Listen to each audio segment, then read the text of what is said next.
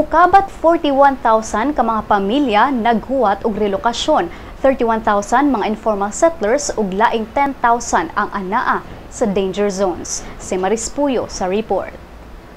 Mukabat sa 41,000 ka mga informal settlers sa 80 ka mga barangay dinhi sa Dakbayan sa Subo ang naghuwat nga ma-relocate sa city government.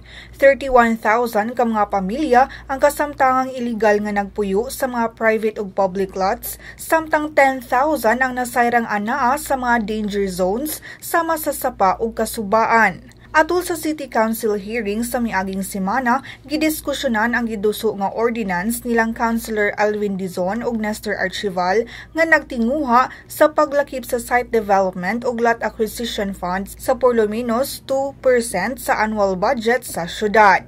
Matod sa provision, ang pundo dili dapat moubos sa 100 million pesos matag tuig.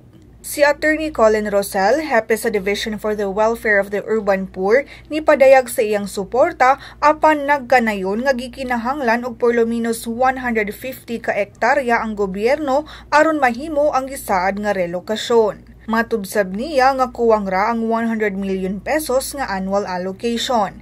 Hinuon posible pa kining musaka.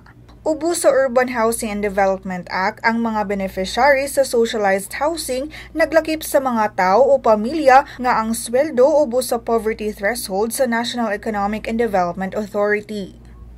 Maris Puyo, Sunstar, Pilipinas.